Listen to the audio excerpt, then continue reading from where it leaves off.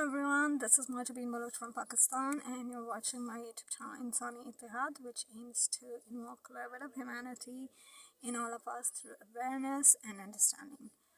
So I wanted to talk about this thing which has been bothering many Pakistanis of different, all different sorts of life and walks of life. It's regarding the financial turmoil or the financial meltdown of Pakistan. So I thought, and there is a round of talk regarding Pakistan declaring the bankruptcy, especially from the Indian media and the Pakistani, social media journalists and all, even the mainstream media and journalists are just talking, as if Pakistan declaring bankruptcy is the biggest thing ever, and it will not just sort of destroy Pakistan or Pakistani establishment or Pakistani government, but would destroy the entire planet, as if it's more important than global warming. So the issue is, we don't have enough foreign exchange reserves to pay off our bills in regards to our imports that we have from other countries, whether Europe or US or whatever. And I first and foremostly, for a layman and for ordinary Pakistani, even educated or business graduates, let me put it very simply, and a dumb person's definition of what it means when countries declare bankruptcy or they become bankrupt. Basically, countries have bills.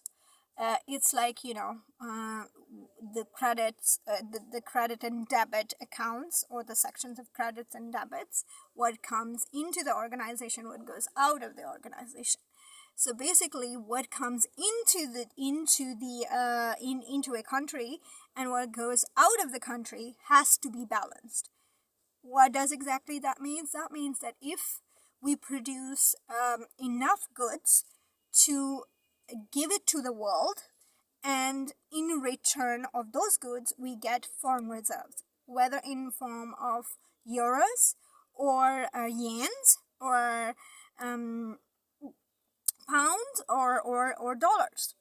So whatever products and goods go out as an export, and in exchange of those goods, a country gets foreign currency wherever they get their goods sold to. EU, they will get euros. US, they will get US dollars.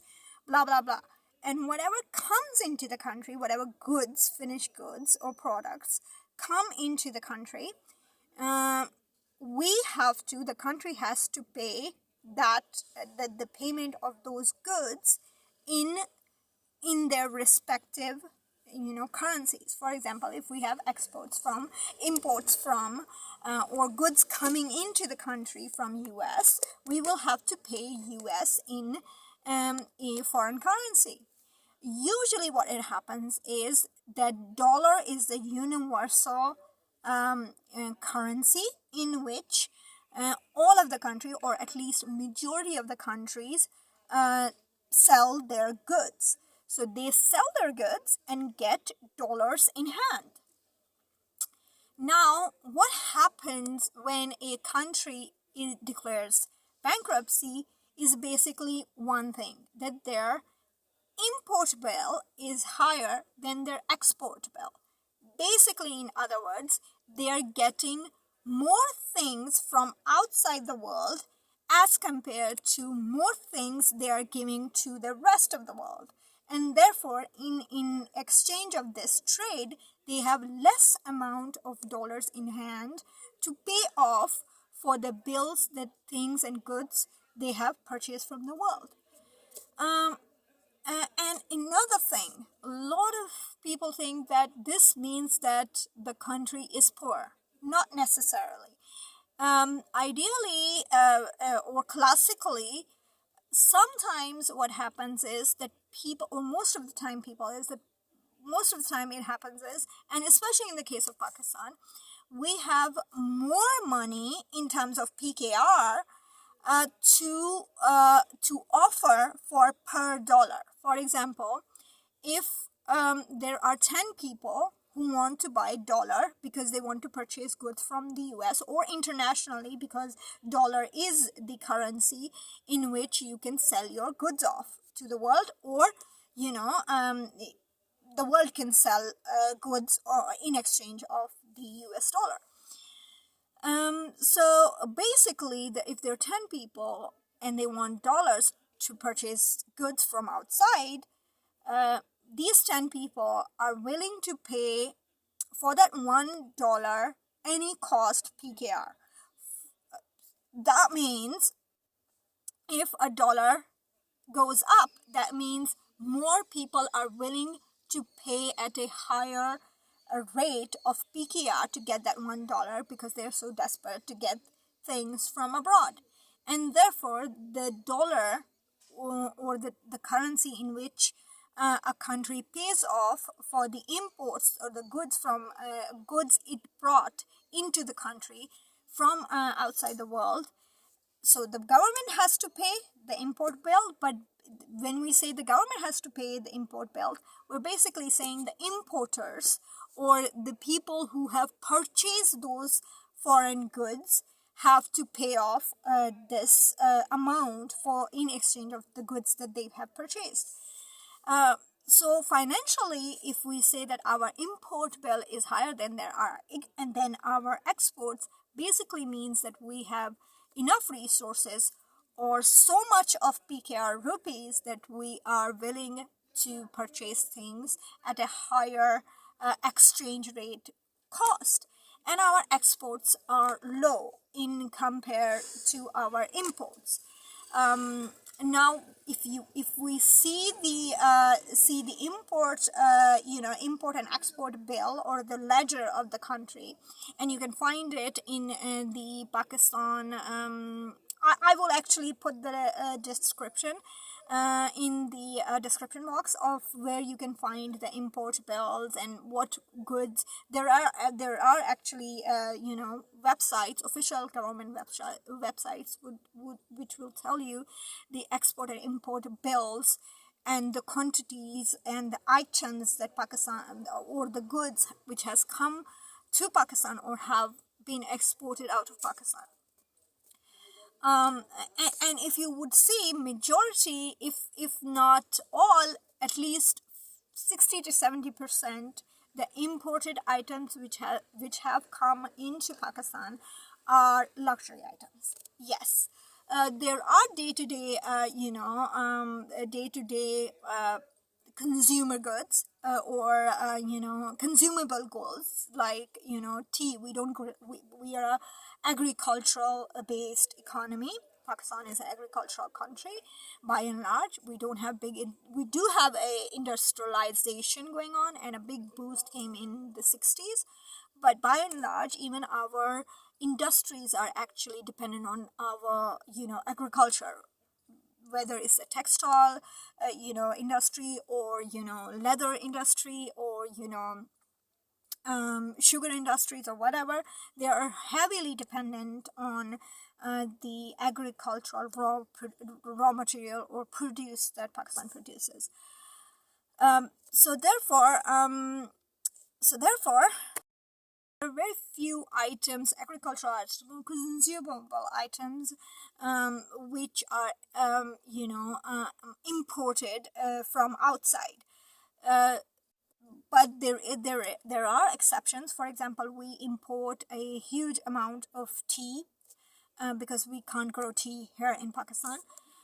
So other than medicine, tea, or some agricultural consumable items that we cannot produce and make here in Pakistan, we get imported.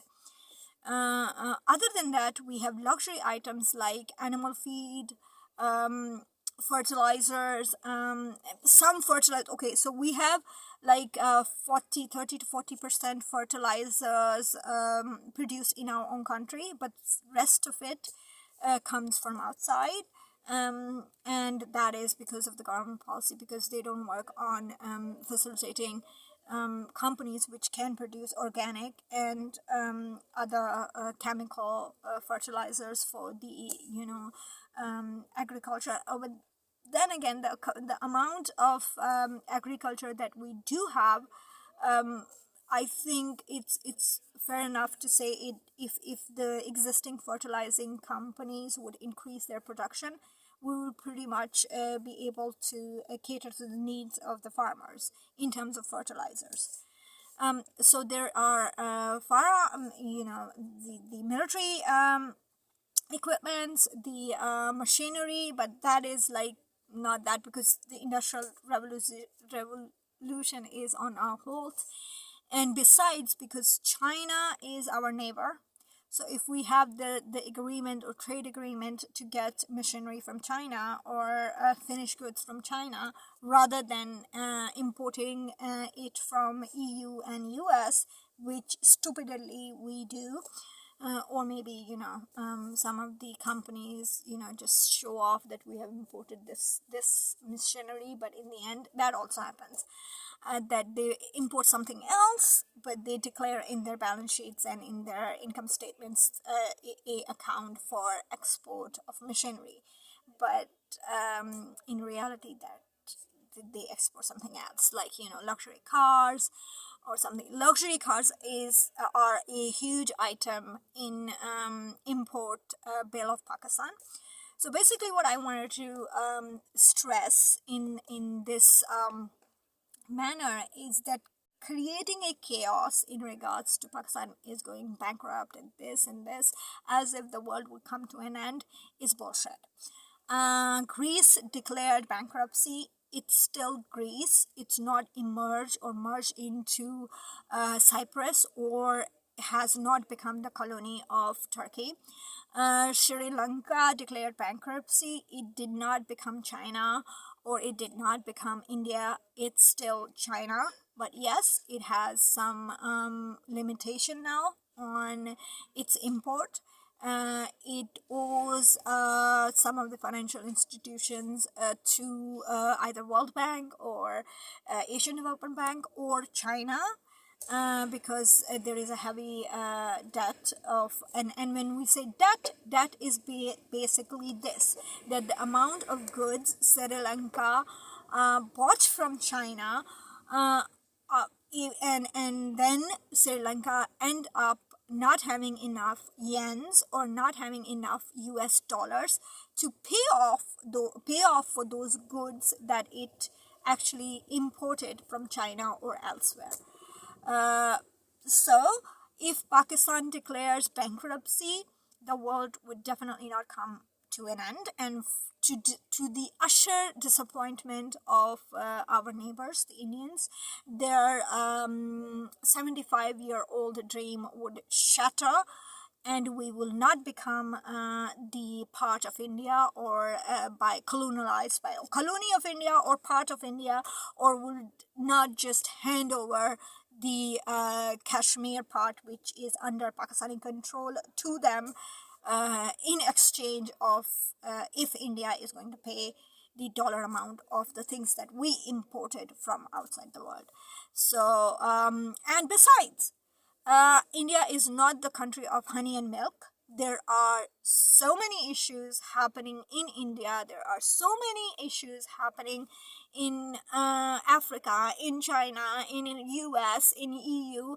There are tons of problems, real issues, like I said, global warming, Ukraine war. Nobody is talking about that. And whenever, okay, no, um, Pakistan's declaration of bankruptcy and Ukraine war is the only thing that the Indian media and the Pakistani media actually talks about, which is bullshit. Other than that, the political turmoil, then again, that's also irrelevant. So I think whether it's social media journalism or the conventional journalism, work your ass off, guys, and try to think with your brains, not your asses, and bring real issues. There are so many issues happening in India which nobody wants to talk about, and Indian media and Pakistani media portray as if all the problems exist in US, Ukraine, Russia, China, and Pakistan.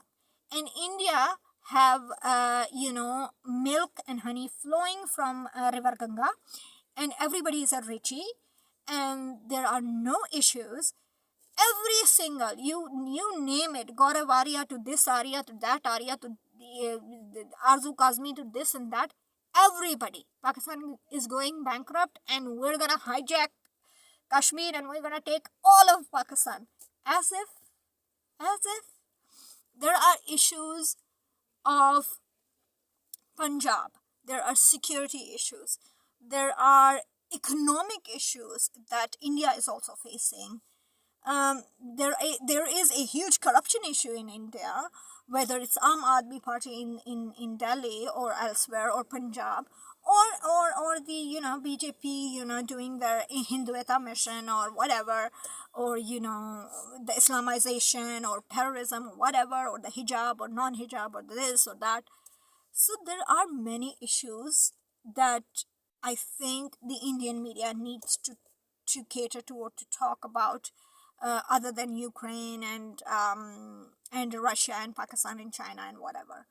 So yeah, try to focus on that. And if Pakistan declares bankruptcy, it will still be Pakistan. We'll just don't have enough money to pay off our bills for the goods that we have purchased from the world.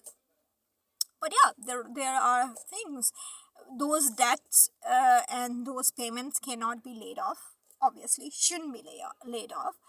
Pakistan has to pay for that, and there are so many ways that Pakistan can pay: leasing the land, leasing the government institutions for 100 200 years. That is a possibility. Pakistan has a great potential, and I think with the right mindset and the kind of right control, EU, US, China can benefit from Pakistan big time. Get the bloody Indians out of us, because one, we don't like them. Two, they don't either like us. Three, I just don't know the idea of greed and paganism. So yeah, that's it. So I just wanted to highlight that point, that if Pakistan declares bankruptcy, it's not going to be the end of the world, and Pakistan will all of a sudden will not march into India and give all our land resources, nuclear resources to India, just because India has fakely promised the world that it will handle China.